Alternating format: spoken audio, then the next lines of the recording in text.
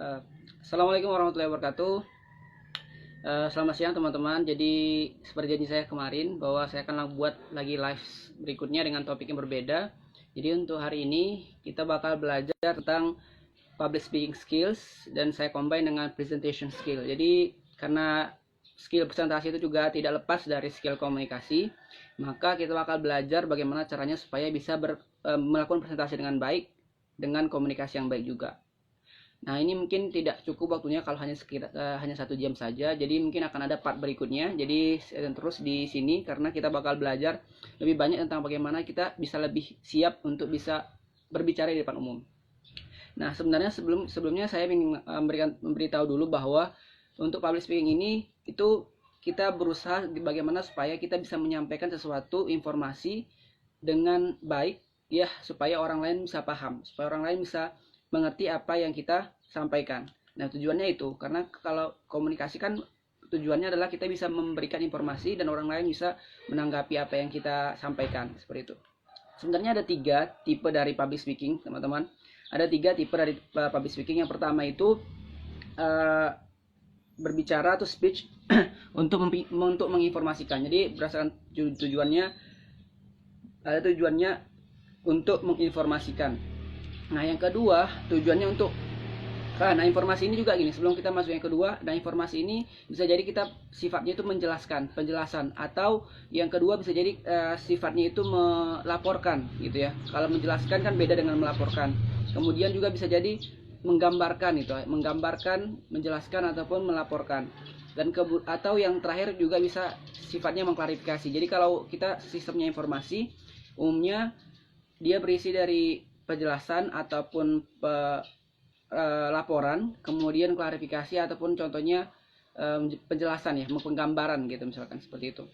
Kemudian selain itu tadi untuk speech untuk informasi ya, ada lagi yang kedua itu komunikasi untuk persuasi atau mengajak. Nah, kalau untuk mengajak ini biasanya kita diperlukan untuk orang-orang yang bisa atau yang ingin mempengaruhi orang lain ya. Jadi dia mengajak orang lain itu pasti membutuhkan membutuhkan skill public speaking ya. Terutama nanti ketika kita juga presentasi, kita juga harus tahu gimana caranya mengajak audiens kita bisa melihat atau fokus kepada apa yang kita sampaikan, seperti itu. Nah, kemudian ada juga speech untuk speeches untuk entertain gitu. Untuk entertain maksudnya untuk memberikan gambaran kepada orang lain supaya orang lain itu bisa tetap senang gitu, dan juga istilahnya tetap kita namanya entertain ya. Dia namanya entertain, gimana caranya supaya kita bisa membuat audiens itu merasa bahwa kita nyaman dengan kita gitu. Nah, boleh dengan humor gitu ya, atau misalkan boleh dengan jokes atau dengan ice breaking dan sebagainya. Nah, itu juga perlu pelajari. Nah, itu tadi beberapa tujuan dari speech ataupun komunikasi ya. Bisa jadi untuk informasi, ataupun yang kedua tadi untuk persuasi. Yang ketiga untuk entertain atau untuk untuk mengentertain ya. Kemudian juga kita bakal sekarang bahas tentang style atau gaya dari gaya berbicara. Jadi gaya berbicara ini dalam teorinya itu ada tipenya yang cool presenter. Jadi cool presenter itu lebih kayak ketika dia ngomong itu lebih pembawaannya kalau teman-teman cool paham ya maksudnya. Cool itu dia lebih ketika dia menyampaikan itu orang lain itu selalu terkesima dengan dia gitu. Istilahnya seperti itu. Nah, kemudian bisa juga kayak istilahnya yang tadi kan cool presenter, jadi ada juga hot presenter. Artinya kalau hot presenter itu dia gimana orang lain itu merasa bahwa kayak seperti dia itu adalah bahan utama gitu istilahnya, atau jadi pusat perhatian seperti itu.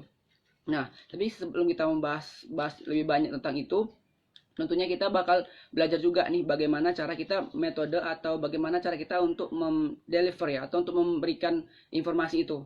Nah, yang pertama itu kita perlu melihat bagaimana kemampuan kita dulu. Jadi kalau kita tipe orangnya misalkan belum bisa untuk berbicara impromptu, atau misalkan belum bisa bicara secara langsung dalam artian tidak ada persiapan sama sekali. Nah, itulah kenapa kita butuh persiapan. Nah, persiapannya bagaimana? Mungkin teman-teman bisa mempersiapkan manuskrip misalkan, atau contohnya mempersiapkan bahan-bahan apa yang bakal dipresentasikan gitu ya.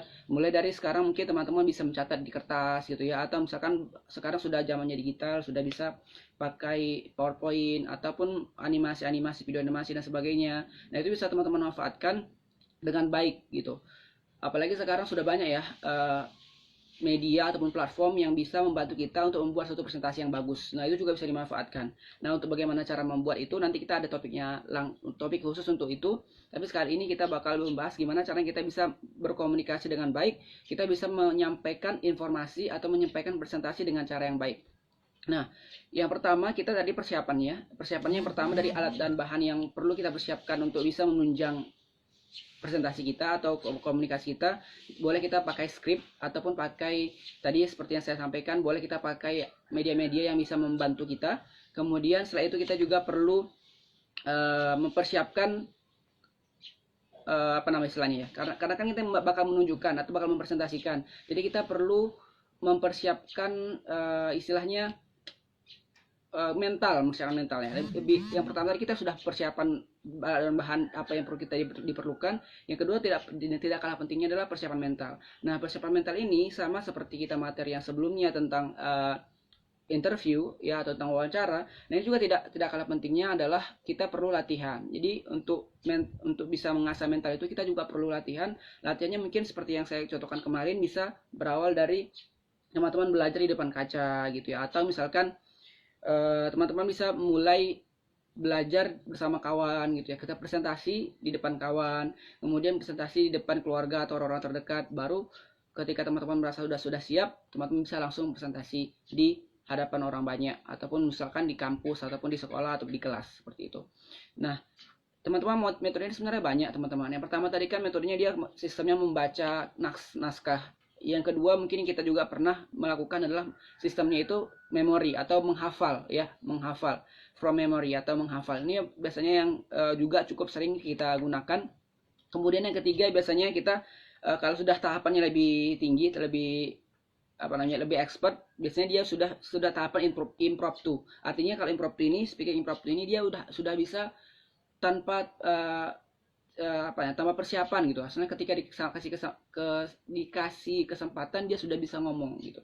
Nah, ini juga yang tidak kalah pentingnya ketika kita berbicara di depan umum ya, ketika kita tiba-tiba diberikan kesempatan, memang ini sesuatu yang istilahnya perlu pembiasaan atau pro jam tayang istilahnya gitu. Makanya ketika kita sudah terbiasa untuk berbicara di depan umum, walaupun diawali dengan mungkin kita membaca naskah ataupun mungkin kita sistemnya masih menghafal, tapi lama-kelamaan maka itu akan membuat kita lebih pede berbicara di depan umum, dan ketika kita diberikan kesempatan untuk berbicara di depan umum, kita pun bisa lebih pede dan lebih percaya diri. Makanya nggak apa teman-teman, kita boleh bertahap ketika mencoba berbicara di depan umum. Kemudian kalau seandainya kita sekarang lebih fokus bagaimana caranya kita supaya mental kita kuat ya tadi. Yang pertama kita persiapan untuk diri kita sendiri ya, mulai dari persiapan tadi seperti saya sebutkan, persiapan alat dan bahannya, kemudian persiapan mental kita. Nah, yang ketiga yang tidak kalah pentingnya adalah kita juga harus tahu siapa audiens kita. Jadi harus we must know our audience. Jadi ini sangat penting. Kenapa? Karena ketika kita sudah tahu audiens kita bisa menyesuaikan bagaimana cara kita presentasi gitu ya. Karena pasti berbeda dong ketika kita presentasi di depan profesor gitu ya, ketika mungkin sidang teman-teman, dengan kita presentasi di depan anak-anak gitu. Kita tahu misalkan penyuluhan di yang mayoritas misalkan anak-anak gitu lah ya, atau mungkin orang-orang yang orang awam gitu istilahnya. Pasti kan berbeda bahasanya. Nah, kita yang ketiga itu jangan lupa untuk benar-benar tahu siapa audiens kita. Nah, ketika kita sudah tahu audiensnya, maka kita akan berusaha untuk menyesuaikan bagaimana tata bahasa ataupun cara penyampaian kita, gitu ya. Nah, kalau seandainya kita tahu nih audiens kita siapa, nah kadang kan masalahnya, Bang, kalau itu kan tadi Bang bilang ketika seandainya kita audiens kita itu misalkan anak-anak ya, mungkin kita lebih non formal gitu bawaannya. Tapi gimana Bang kalau seandainya ada event, dia ada orang tuanya, ada anak-anaknya, dan juga mungkin orang tuanya itu ada yang akademik, ada yang akademis, ada mungkin yang istilahnya awam gitu ya. Ketika kita pakai bahasa-bahasa yang atau istilah-istilah tertentu dia tidak paham. Nah, ini kita bisa sesuaikan. Itulah kenapa kita perlu istilahnya make up the audience. Jadi kita perlu juga tahu benar-benar mana yang perlu kita prioritaskan, topik apa yang kita bawakan disesuaikan dengan siapa audiensnya. Jadi ketika kita misalkan berbicara tentang misalkan tentang parenting misalkan ya, jadi ketika kita misalkan fokus ke anaknya, kita ya udah kita pakai bahasa yang non formal pada anak-anaknya gitu, kita lebih care istilahnya, gimana adik-adik paham gak gitu, gitu kan. Tapi ketika bapak ibu, nah bapak ibu mungkin saya mau nanya nih bapak ibu, atau misalkan kita boleh tanya nih, kita boleh sampaikan kayak ayah ibu gitu kan, misalnya kita sebagai anak nih misalnya kan, kita bisa menempatkan diri kita sebagai anak ketika kita berbicara kepada ayah ibunya. Nah ketika kita misalkan berbicara kepada anak-anaknya, kita misalkan bisa menempatkan diri kita sebagai abang mereka gitu, atau mungkin ya kalau udah tua gitu misalkan boleh sebagai om mereka atau sebagai tante mereka gitu. Jadi kita bisa menempatkan posisi kita dan juga bisa lebih fokus ketika kita menyelesaikan topik-topik tertentu atau part-part tertentu, kita fokus ke siapa dulu. Nah seperti itu. Kemudian kita golongkan mana tadi ya, kita golongkan mana yang lebih superior, mana yang lebih junior, kemudian mana istilahnya beberapa orang yang lebih sensitif, mana yang kurang sensitif. Nah itu kita perlu tanya dan perlu cari tahu. Nah terutama teman-teman misalkan ketika teman-teman sama seperti yang kemarin kita bahas tentang wawancara, ketika kita sudah tahu pewawancaranya, kita bisa research dulu siapa pewawancaranya gitu kan ya. Jadi sama ketika kita misalkan berbicara di depan umum, kita juga harus tahu siapa yang bakalan mendengarkan kita. Kalau kita misalkan presentasi, kita usahakan kita juga harus tahu kira-kira siapa yang audiens kita, siapa jurinya misalkan kalau kita lomba gitu kan, kira-kira jurinya itu di bidang apa gitu. Jadi kita bisa menyesuaikan bagaimana pembawaan kita. Nah itu tidak kalah pentingnya teman-teman, kita harus tahu siapa audiens kita harus tahu siapa penerima informasi kita gitu, kita harus tahu siapa jurinya atau bahkan audiensnya, tidak kalah pentingnya. Kemudian kalau seandainya kita belajar tentang public speaking ini, tentunya kita bakal berusaha gimana caranya supaya membuat orang lain itu bisa terfokus kepada kita. Nah supaya orang lain terfokus sama kita juga harus punya keunikan gitu. Nah kalau tadi kita sudah tahu audiensnya siapa, kan kita sudah tahu mereka kira-kira orangnya seperti apa. Nah kita bisa membuat atau menentukan bagaimana caranya supaya kita bisa jadi bahan untuk mereka fokus gitu, atau misalkan bahan fokus mereka gitu loh ya, atau mereka bisa tertarik dan nyaman mendengarkan kita. Nah caranya dengan apa? Dengan cara kita mempersiapkan material-material atau materi-materi yang sesuai dengan mereka gitu, atau materi-materi yang lagi hangat gitu. Jadi kalau ketika misalkan kita membawakan sesuatu materi gitu ya, kita bisa sesuaikan juga dulu yang pertama pembawaan kita gitu. Mulai dari misalkan baju kita, pakaian yang kita kenakan, atau misalkan bahan-bahan yang mendukung untuk presentasi kita. Contoh teman-teman misalkan presentasi poster ilmiah atau video edukasi. Nah itu kan kadang kita butuh bawa bahan-bahan tertentu atau alat-alat tertentu yang menunjang presentasi kita ya. Sama, jadi ketika teman-teman juga istilahnya presentasi depan umum, ya apa yang bisa teman-teman gunakan gitu. Kemudian juga selain material-material tersebut, kita juga harus pastikan nih, ketika kita bawa material nih, contohnya kita bawa material, teman-teman misalkan bawa presentasi yang presentasinya itu pakai PowerPoint misalkan, PowerPoint. Jadi benar-benar persiapkan bahwa semua alat-alat itu sudah bisa terbuka, sudah bisa dipasang seperti itu. Tunggu sebentar ya.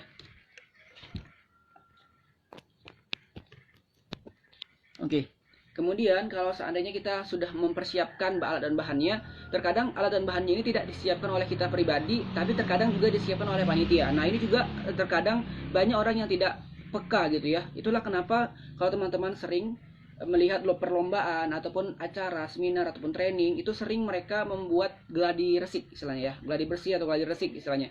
Nah itu disitulah gunanya kita bisa melihat atau bisa memantau fasilitas-fasilitas yang disediakan oleh panitia. Nah kadang kalau kita nggak memperhatikan itu juga, nggak pernah berusaha untuk ikut gladi resiknya, kita jadinya seperti ini. Kita sudah bersiapkan nih bahan-bahan alat kita sudah siapkan misalkan filenya, kata panitia misalkan mereka nyediain laptopnya misalkan, tiba-tiba pas di hari H laptopnya ngehang gitu, atau tiba-tiba file kita tuh nggak bisa dibuka, atau mungkin teman-teman nih pakai presentasi atau file PowerPoint yang sudah misalkan filenya itu yang 2010 atau 2013, sementara di laptop panitia mungkin masih 1997 misalkan seperti itu ya. Artinya berbeda. Jadi bisa jadi tampilan di laptop dia itu berbeda dengan tampilan di laptop kita ketika kita buat. Nah itu juga perlu diperhatikan. Makanya kalau saya kemana-mana, kalau saya presentasi, baik itu ngasih seminar atau ngasih training, saya selalu bawa laptop sendiri. untuk menjaga-jaga ketika nanti ada error oleh laptop panitia. Nah, selain tadi filenya bisa error atau laptopnya bisa error, yang kedua yang gak kalah pentingnya adalah suara gitu. Nah, teman-teman kan tadi sudah tahu tuh audiensnya siapa, berapa banyak audiensnya. Jadi sudah tahu siapa audiensnya, juga harus tahu berapa banyak audiensnya. Tujuannya untuk apa? Ketika kenapa kita harus tahu siapa audiensnya atau berapa banyak audiensnya? Tujuannya supaya kita bisa menyesuaikan nih. Kira-kira suara kita cukup nggak ya untuk bisa diterima atau dijangkau oleh mereka? Kalau enggak, kira-kira kita butuh apa? Kalau kita misalkan butuh mikrofon nih, butuh mikrofon ya, berarti mungkin kita harus siapkan mikrofonnya. Atau ketika panitia sudah siapkan mikrofonnya, kita benar-benar cross check apakah mikrofonnya sudah berfungsi dengan baik, apakah suaranya bergema kah, atau mungkin ada dengan jarak tertentu, misalkan pakai wireless ya, mikrofonnya pakai wireless, kita harus tahu kira-kira jaraknya berapa jauh gitu ya.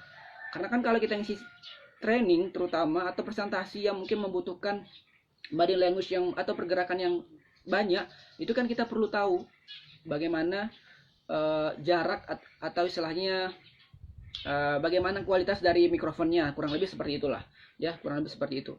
Jadi benar-benar dipersiapkan materialnya, di cross check kembali apakah ada masalah atau enggak, seperti itu. Kemudian yang enggak kalah pentingnya juga, kita supaya bisa menarik hati pembicara, penerima ataupun audiens, kita tidak cukup hanya memberikan materi-materi saja, atau contohnya kita memberikan teori-teori, apalagi teori-teori nih ya. Jadi usahakan kita memberikan contoh yang konkret gitu. Ketika kita misalkan menjelaskan teori, ya menjelaskan suatu teori, karena kan nggak semua orang tuh paham dengan teori atau istilah-istilah tertentu. Maka kita berikan contoh real atau mungkin contoh yang bisa mereka pahami, supaya mereka bisa lebih mengikuti apa yang kita sampaikan gitu. Mereka bisa paham apa yang kita sampaikan. Dan kemudian yang ketiga, kita juga bisa membuka atau memberikan informasi dengan based on data gitu. Atau misalkan kalau ketika kita misalkan presentasi ilmiah nih, misalkan tentang poster ilmiah, atau kita presentasi tentang karya tulis ilmiah. Nah, kita bisa buka dengan data ya, kita bisa pakai data statistik. Nah, itu akan sangat membuat kita lebih profesional istilahnya. Jadi kita ngomong itu nggak sekedar ngomong, tapi kita pakai data ya, pakai data. Jadi kalau membuka suatu pembicaraan itu pun kita tidak harus kaku banget ya. Jadi mungkin teman-teman kalau dulu belajarnya waktu SD, SMP, mulai misalkan membuka assalamualaikum warahmatullahi wabarakatuh, selamat siang teman-teman gitu kan, puji syukur pada Allah Subhanahu wa taala, terus salawat berikan salam gitu kan.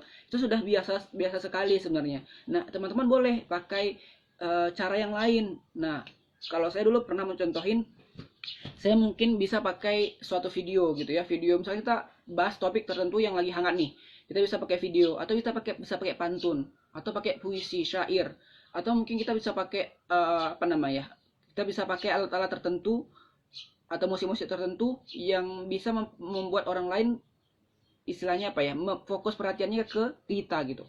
Kenapa? Karena ketika kita membuka suatu acara itu adalah satu hal yang sangat penting dan sangat krusial di waktu-waktu kita presentasi. Ya, jadi yang paling krusial itu adalah di membuka. Jadi 1 menit awal itu sangat penting bagi seorang presentator untuk memberikan yang terbaik. Kenapa? Tujuannya itu apa? Ketika awalnya sudah bagus, maka selanjutnya dia akan berusaha untuk fokus sama kita gitu. Makanya kita boleh membuka suatu acara itu dengan suatu hal-hal yang unik ya, suatu hal yang unik. Boleh pakai data, boleh pakai syair atau puisi, ataupun pakai ice breaking dan sebagainya. Silakan gunakan dan sesuaikan dengan siapa audiensnya. Sekali lagi, sesuaikan dengan audiensnya. Nah, kemudian kita juga bisa pakai, contohnya kalau kita misalkan nih mau presentasi suatu produk atau suatu karya ataupun suatu istilahnya ya produk lah lebih tepatnya ya. Jadi kita bisa pakai testimoni gitu, pakai testimoni atau video orang tesimonika atau siapa gitu. Kita boleh tanya sama mereka, teman-teman tahu nggak ini apa? Teman-teman pernah ngerasain nggak seperti ini? Teman-teman ketika memakai ini bagaimana teman-teman rasakan? Nah, kita boleh memulai itu dengan pertanyaan-pertanyaan ya. Kita boleh mulai dengan pertanyaan-pertanyaan. Tujuannya itu apa? Supaya kita bisa menyesuaikan nih ketika kita nanti berbicara, sudah sepaham mana mereka gitu. Jadi kita pun bisa lebih tahu apa yang mereka butuhkan. Makanya kan sekarang udah banyak sekali ya. Atau mungkin saya sering tuh buat seminar-seminar online. Saya buat itu biasanya kolom pertanyaan. Jadi siapa yang mau bertanya boleh ditanya dulu gitu kan. Jadi saya juga bisa mempersiapkan kira-kira apa yang audiens saya butuhkan atau apa kira-kira yang sampai sekarang mereka masih belum paham. Nah, seperti itu. Jadi kita bisa menyesuaikan apa yang kita sampaikan dengan apa yang mereka butuhkan. Nah, itu tidak kalah pentingnya. Kemudian juga kalau seandainya kita presentasi, ya kita sudah persiapkan nih bahan-bahannya. Kita juga udah persiapkan cara membukanya dengan baik. Kita juga udah persiapkan bagaimana syair ataupun ya cara penyampaiannya. Nah, yang nggak kalah penting adalah body language atau apa namanya, bahasa tubuh, istilahnya bahasa tubuh atau body language, bahasa tubuh.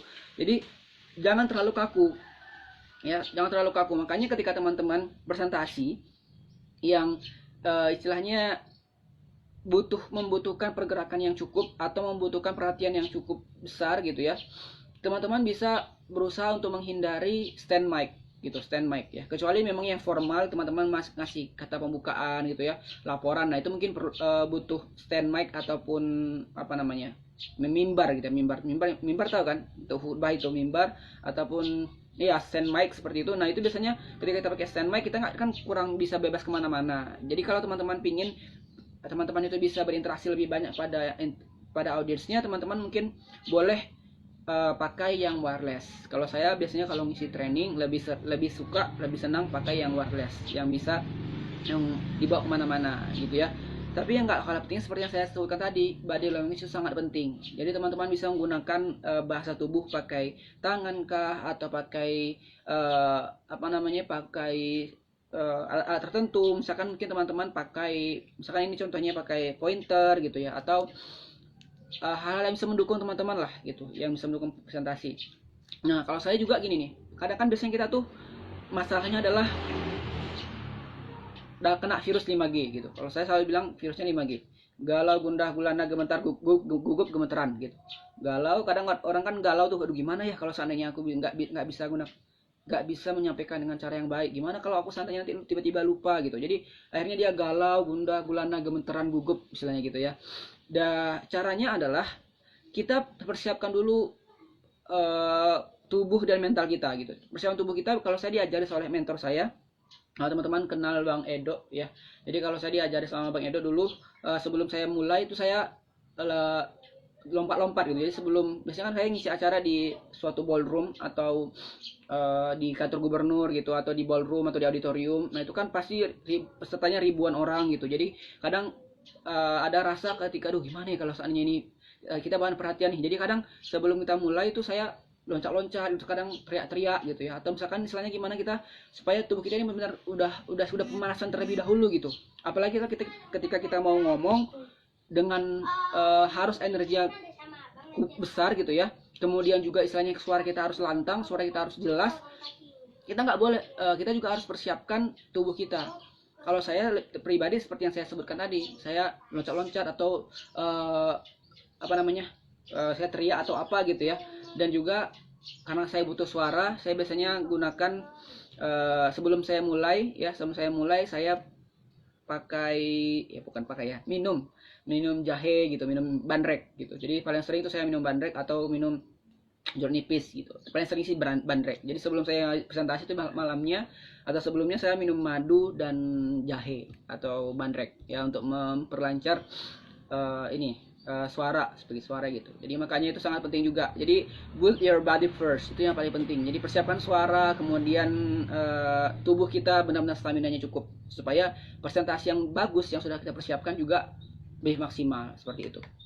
Kemudian juga kita tadi udah bicara tentang pembukaan ya. Kita sudah bicara tentang pembukaan. Nah, ketika kita sudah selesai pembukaan, kita istilahnya ada intro ya. Intro ya mengawali pembicaraan kita. Kita juga harus pandai mencari perhatian. Dengan tadi kita boleh perhatiannya dengan, kita ulangi lagi ya, boleh perhatiannya dengan data ataupun jokes ataupun pertanyaan-pertanyaan. Kemudian kita juga bisa pakai statement yang menarik gitu ya, statement yang menarik, atau pakai peribahasa tertentu boleh. Dan itu sangat-sangat penting untuk kita membuka suatu acara.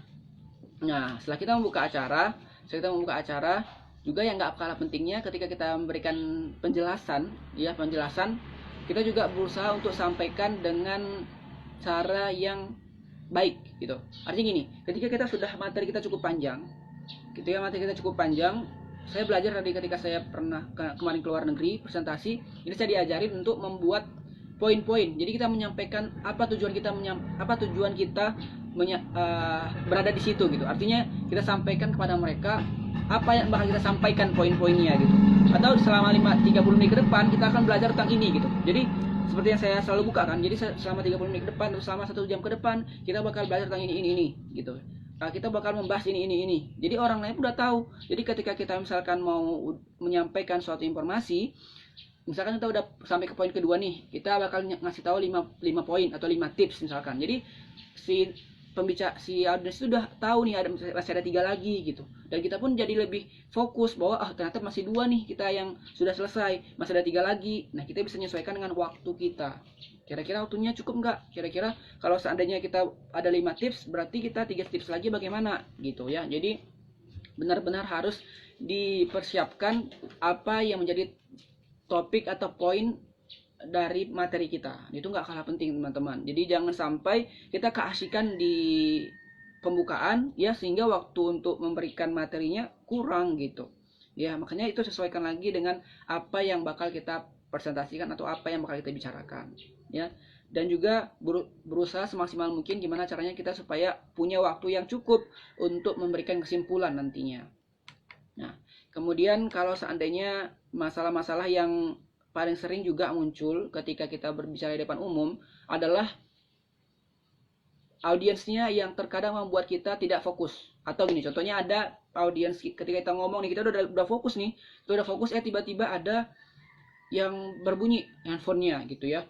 Atau misalkan jadi dia, kita nggak jadi bahan perhatian lagi, orang perhatiin kepada orang yang tadi handphonenya bunyi gitu. Makanya semaksimal mungkin kalau teman-teman memang mempresentasikan sesuatu yang membutuhkan fokus dari audiensnya gitu ya, teman-teman boleh disampaikan di awal ya, teman-teman kita matikan dulu handphonenya atau salahkan handphonenya. Ini tuh nggak salah sebenarnya ya. Atau tapi berikan keringanan, jangan terlalu kaku kayak nanti ketika kita buat terlalu kaku misalkan, teman-teman nggak boleh ya ada yang seperti ini, nanti kalau ini seperti ini gitu. Nah, jangan langsung menjudge. Lebih bagus minta buat kesepakatan. Misalkan nih kalau saya ngisi training atau seminar, saya paling sering itu minta kesepakatan ya. Minta kesepakatan, contohnya kesepakatan itu teman-teman kita sepakat ya, selama saya ngasih materi, nanti selama 30 menit saya ngasih materi, yuk kita sama-sama matikan handphonenya.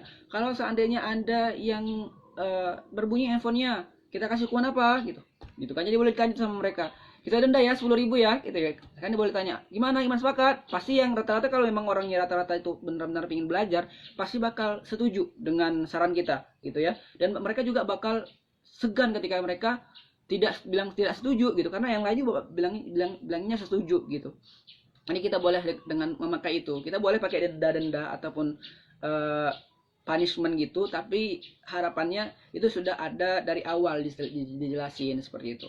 Atau nih ketika bang, kan kadang kalau seandainya kita lomba kan kita nggak bisa bilang kayak gitu bang gitu kan. Kadang juga kita nggak tahu, tiba-tiba kita udah sampaikan pun masih ada aja yang handphonenya bunyi. Atau mungkin ketika kita ngomong itu audiensnya ribut bang, itu gimana caranya? Nah, caranya gini, ketika teman-teman misalkan sebagai presenter nih atau speaker ya, dan itu audiensnya sangat banyak. Bayangin ketika dulu saya ngisi acara ribuan orang, pasti saya nggak bisa ngontrol semua dong pastinya ya kan.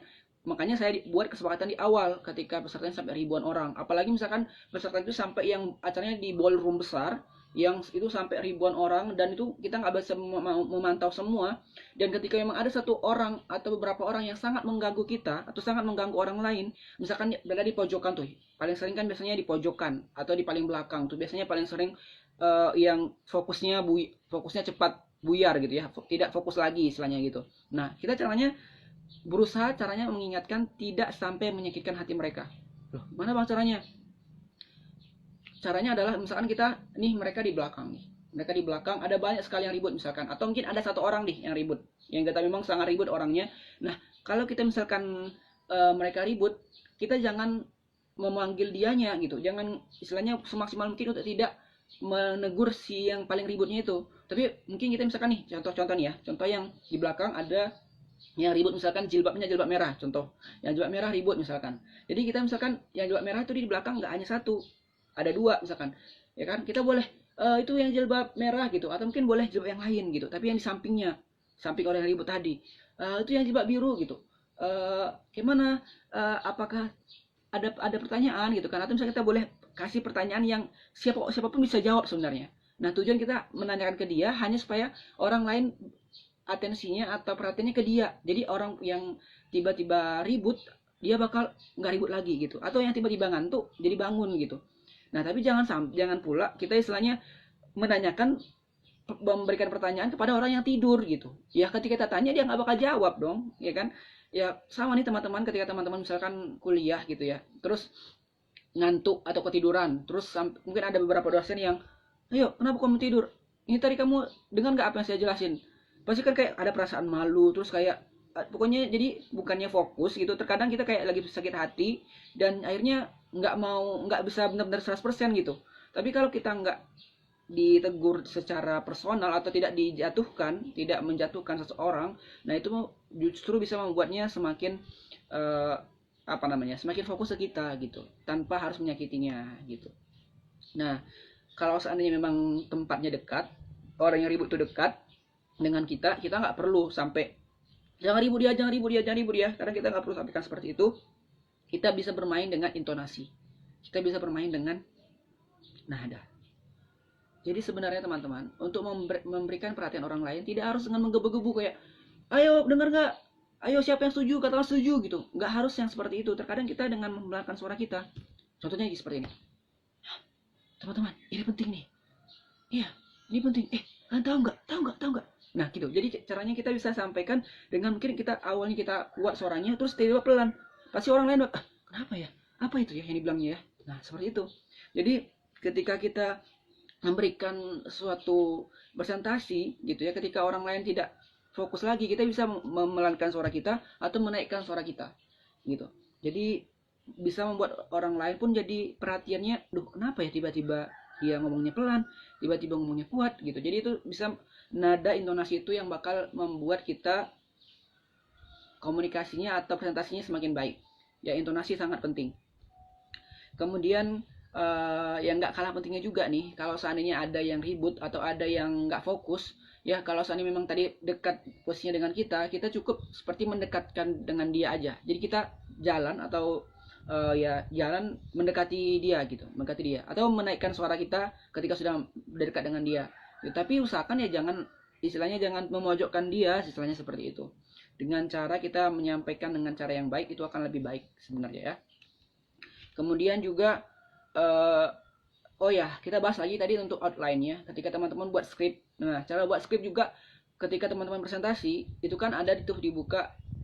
Biasanya ada pembukaan ya kan, pembukaan isi penutup. Atau misalkan teman-teman bisa buat nanti itu modelnya poinnya, misalkan poinnya banyak nih. Jadi poin 1, 2, 3. Poin 1 itu ada poin A, B, C, D seperti itu. Jadi kalau yang ada seperti itu, teman-teman harus buat skripnya itu yang benar-benar modelnya itu menjorok ke dalam. Kira-kira paham nggak maksudnya? Kayak kita buat KTI itu, bab 1, terus di bawah itu 1, 2 gitu. Jadi ketika buat skripnya itu juga kurang lebih seperti itu juga. Tujuannya itu apa? Supaya kita fokusnya nggak hilang gitu. Kalau kita buat skrip, poin-poinnya itu artinya satu baris semua, satu sejajar semua. Misalkan nih ada poin kecil lagi, kita buat tetap sejajar, kita bisa lupa itu udah poin keberapa gitu. Nah kita bisa buat agak menjorok ke dalam ketika ada poin yang beranak istilahnya gitu ya, yang punya poin-poin khusus lagi. Jadi misalnya poin pertama ada poin-poinnya lagi gitu. Nah kita bisa buat skripnya itu dengan modelnya versinya itu yang versi model seperti kita buat karya tulis ilmiah gitu. Jadi modelnya menjorok ke dalam seperti itu. Nah itu akan lebih efektif ketika teman-teman buat skripnya seperti itu. Nah kemudian usahakanlah seperti yang tadi teman-teman memakai peralatan-peralatan yang visual, yang enak dilihat gitu ya. Ya kalau teman-teman sendiri mungkin kalau teman-teman pingin fokusnya itu ke teman-teman, berarti pakailah pakaian yang sesuai dengan tema kita gitu.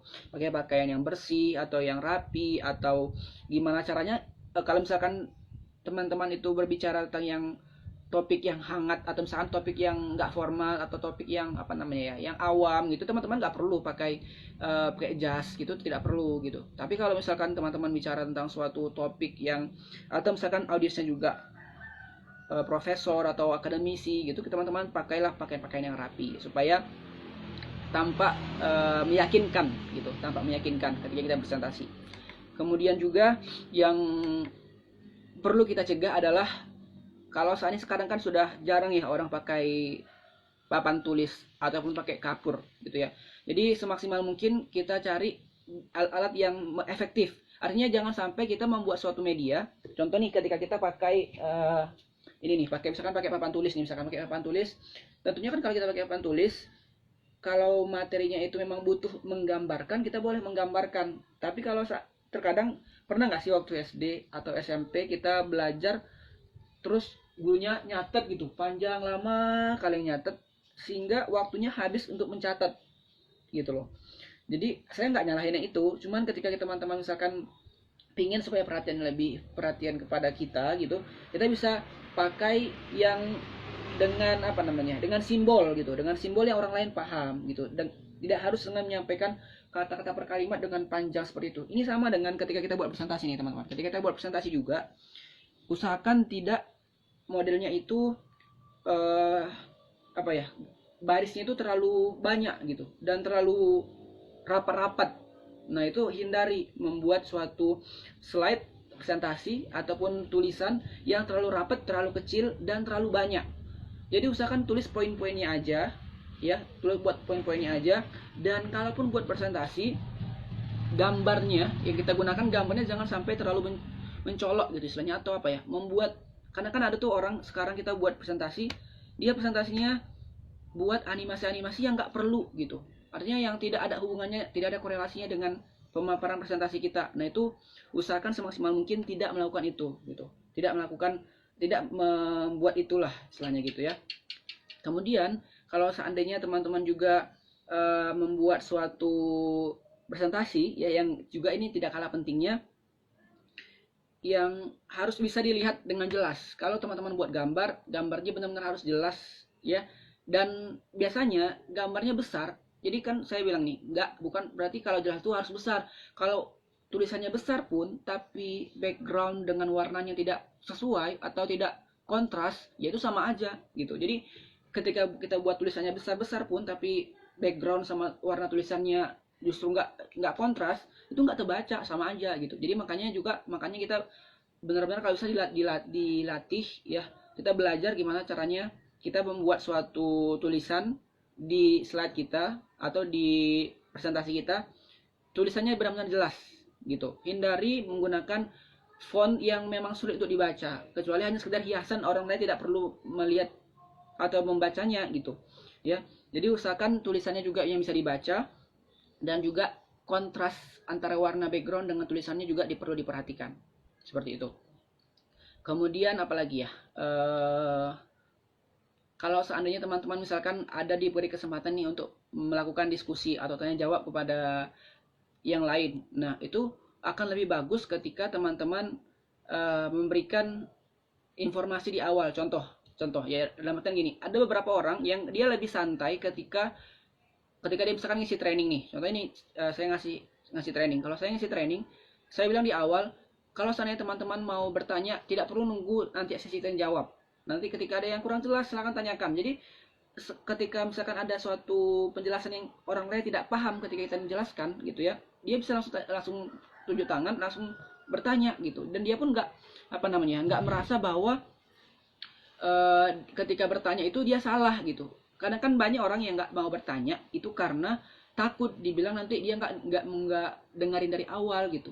Atau kayak kesannya itu kayak ketika orang kita mau bertanya, kesannya itu kita nggak mau memperhatikan gitu, atau nggak memperhatikan dari awal. Kita takut pertanyaan kita itu sebenarnya udah disampaikan jawabannya gitu. Jadi sebenarnya perlu diberikan penjelasan kepada audiens kita bahwa mereka nggak perlu takut gitu misalnya, atau nggak perlu ragu untuk bertanya ketika misalnya ada yang kurang jelas, apa bila saya ulangi lagi gitu. Nah itu akan lebih enak, akan lebih membuat nyaman peserta atau audiensnya. Atau kita boleh mengecek sampai sejauh mana pemahaman mereka. Kita boleh tanya sama mereka, tadi masih ingat nggak apa yang abang sampaikan gitu, misalnya seperti itu. Atau misalnya tadi kira-kira poinnya yang pertama apa gitu. Nah mungkin yang pertama kita boleh kayak semuanya boleh menjawab gitu kan, jadi orang lain pun bisa lebih ingat gitu. Nah dengan cara itu akan membuat orang lain pun flashback kembali apa yang telah kita sampaikan. Jadi tidak harus dengan kita membuat kesimpulan sendiri, tapi mungkin kita bisa meminta tanggapan dari audiens, ya, tanggapan dari audiens sejauh mana mereka sudah paham apa yang kita sampaikan. Nah itu akan lebih baik dan akan lebih mudah mereka untuk terima. Makanya juga seperti yang tadi, kita harus benar-benar tahu berapa lama kita berpresentasi sehingga kita bisa membagi waktu kita, kapan kita harus memberikan kesempatan untuk mereka bertanya. Kalau teman-teman mungkin dari awal udah bilang siapapun mau bertanya silakan bertanya tanpa harus sesi tanya jawab, nah itu is okay gitu. Tapi kalau misalkan ada sesi khusus tanya jawab, maka lihatlah waktunya, pertimbangkan waktunya ketika teman-teman mau presentasi gitu. Kemudian apa lagi nih ya, yang juga mengganggu teman-teman, mohon maaf nih saya belum lihat nih, tunggu saya lihat dulu ya.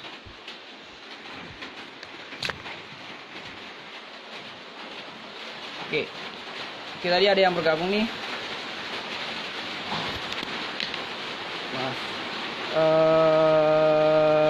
Waduh, banyak banget ya. Ya jadi intinya gini teman-teman, kalau seandainya teman-teman punya kesulitan yang lain ketika ada yang mau bertanya, silahkan ditanyakan di kolom komentar ataupun nanti bisa ditanyakan di akun Instagram saya.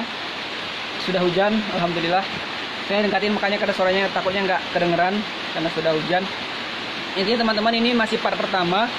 Harapannya di part kedua kita bisa belajar lebih banyak lagi. Ketika teman-teman ada suatu hal yang mengganjal atau ada yang ingin ditanyakan, boleh silakan tanyakan saja. Boleh di grup MBP atau boleh langsung ke akun Instagram saya @ramanpulungan atau di akun Instagram @mentoringbeasiswaprestasi. Atau teman-teman juga ada saran untuk besok atau lusa kita mau belajar apa, boleh disampaikan, boleh di-share di grup atau disampaikan langsung sama saya @ramanpulungan atau @mentoringbeasiswaprestasi. Mudah-mudahan bermanfaat kali ini teman-teman. Mudah-mudahan juga setelah hujan ini bisa semakin berkah ya ilmunya, bisa bermanfaat. Insya Allah kita bakal sharing-sharing lagi di lain kesempatan. Terima kasih, semoga bermanfaat. Salam inspirasi emas. Assalamualaikum warahmatullahi wabarakatuh.